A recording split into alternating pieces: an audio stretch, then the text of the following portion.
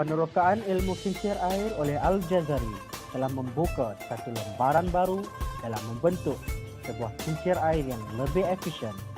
Keilmuan yang dimiliki oleh beliau telah diiktiraf oleh Raja Artuk, pemerintah Anatolia, sehinggalah ke zaman ini. Namun, siapakah Al-Jazari?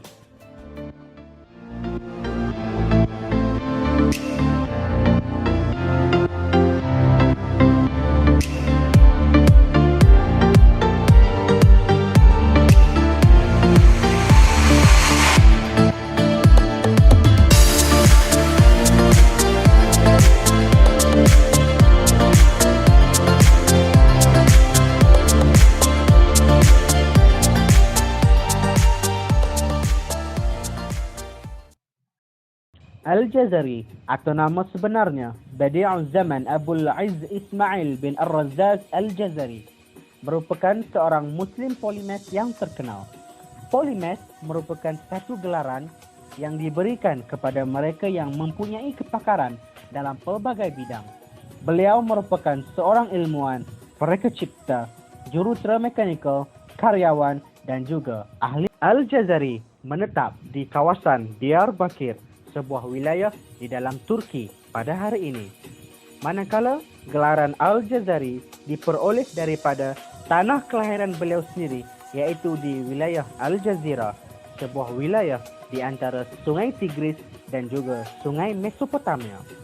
Ketokohan dan kepakaran beliau dalam bidang berkaitan berkemungkinan besar datang daripada pengaruh ayahanda beliau sendiri yang merupakan seorang jurutera mekanikal di Istana Artuklu. Bahkan, beliau sendiri pernah berkhidmat sebagai ketua jurutera di istana yang sama.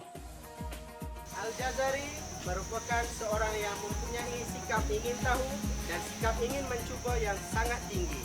Beliau menghabiskan masa 6 tahun untuk mempelajari dan menelaah buku-buku ini berkaitan dengan sistem dan teori mekanikal. Buku-buku ini kebanyakannya telah diterjemahkan ke dalam bahasa Arab. Antara buku-buku tersebut ialah Al-Siqal wal-Kifah oleh Euclides dan juga Al-Makhrutat oleh Apollonius.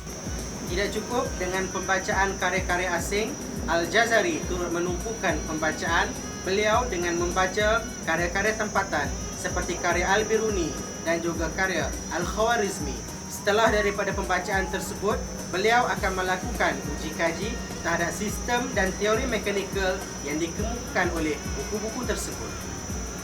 Walau bagaimanapun, ayahanda beliau tidak mengembari sikap beliau yang suka membaca dan melakukan uji kaji tersebut kerana bapanya mahu beliau menjadi seperti pemuda-pemuda lain pada zaman tersebut yang kebiasaannya melakukan kerja-kerja keras seperti bertani dan sebagainya. Namun, datuknya terus menggalakkan beliau untuk melakukan aktiviti tersebut dengan berkata kepada bapanya, "Kasihanilah dia, wahai anakku Al-Razzaz. Sesungguhnya aku melihat dia begitu gembira setelah selesai mengkaji ilmu mekanikal Bani Musa itu." Al-Jazari telah memperkenalkan pelbagai peralatan untuk kemudahan masyarakat pada zaman beliau. Antara sumbangan terbesar Al-Jazari dalam ketamadunan Islam ialah pembinaan sistem bekalan air di kawasan Diyarbakir. Pembinaan sistem bekalan air ini merangkumi rangkaian paip yang menghubungkan kawasan sumber air dan kawasan perumahan, kawasan pertanian, hospital-hospital dan juga masjid. Pada zaman Al-Jazari, manusia masih lagi bergantung kepada sumber air seperti telaga dan juga sungai. Permasalahan yang timbul ialah jarak yang jauh di antara sumber air dan juga kawasan perumahan masyarakat. Bagi menyelesaikan masalah ini, Al-Jazari telah membina peranti mekanikal kincir air bagi memudahkan proses pemindahan air dari kawasan sumber seperti telaga dan sungai ke kawasan perumahan manusia. Kincir air yang dibina secara menegak di dalam air digunakan untuk mendapatkan kesan yang sama seperti mana penggunaan turbin pada hari ini. Kincir air biasanya dibina di bawah paras air untuk mengambil kesempatan daripada aliran sungai. Al-Jazari lebih dikenali ramai sebagai penulis kitab yang berjudul Al-Jami' Bain al-Ilmi wal-Amal an-Nafi' fi Sina'atil Hayl, yang mana buku ini telah diterjemahkan oleh Donald R. Will yang bertajuk The Book of Knowledge of Indigenous Mechanical Devices. Dalam karya beliau ini, pelbagai jenis reka cipta telah dihasilkan seperti mana jam air, air pancut di kolam, mesin wuduk dan juga mesin pam air. Kincir air merupakan satu peranti mekanikal yang menggunakan tenaga kinetik air untuk menggerakkannya. Kincir air pada kebiasaannya pada zaman tradisional dibina dengan menggunakan bahan asas seperti logam dan juga kayu. Pada permukaan luar yang dipanggil pemacu, kebiasaannya binaan ini akan ditambah dengan logam-logam yang membentuk seperti timba ataupun rantaian daun. Sebelum abad ke-20, kincir air digunakan secara meluas oleh manusia pada zaman tersebut. Antara kegunaan kincir air ialah digunakan untuk mengisar tepung, mengisar kayu, menempa logam dan sebagainya. Dalam pembinaan kincir air, terdapat satu saliran yang dikenali sebagai parit kincir. Parit kincir ini berfungsi untuk mengalirkan air keluar dan masuk daripada kincir. Terdapat dua parit yang utama dalam satu pembinaan kincir air. Parit yang pertama dinamakan sebagai parit kepala, yang mana air daripada kolam masuk ke dalam kincir. Dan parit yang kedua dikenali sebagai parit ekor, yang mana air daripada kincir keluar ke kawasan saliran yang seterusnya.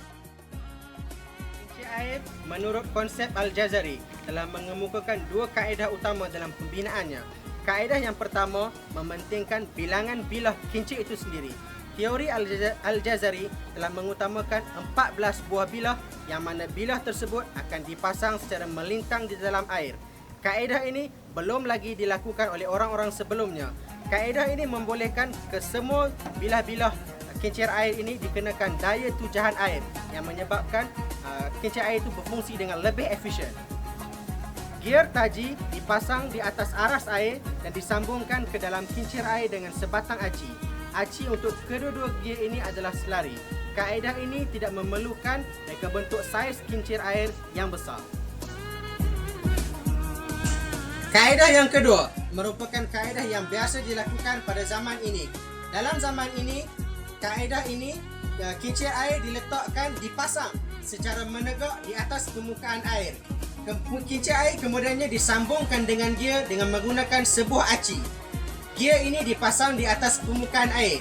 Dengan kaedah ini, hanya sebahagian kecil saja daripada bilah-bilah kincir air tersebut yang akan dikenakan tujahan air, menyebabkan ia bergerak dengan lebih mudah dan lebih efisien. Kincir air Al-Jazari telah merevolusi sistem pembinaan kincir air. Konsep beliau membawa kepada pembinaan kincir air yang lebih efisien dari sudut fungsi dan reka bentuk. Teori beliau jelas menunjukkan tahap keilmuannya sehingga melayakkan beliau diiktiraf sebagai bapa kejuruteraan mekanikal.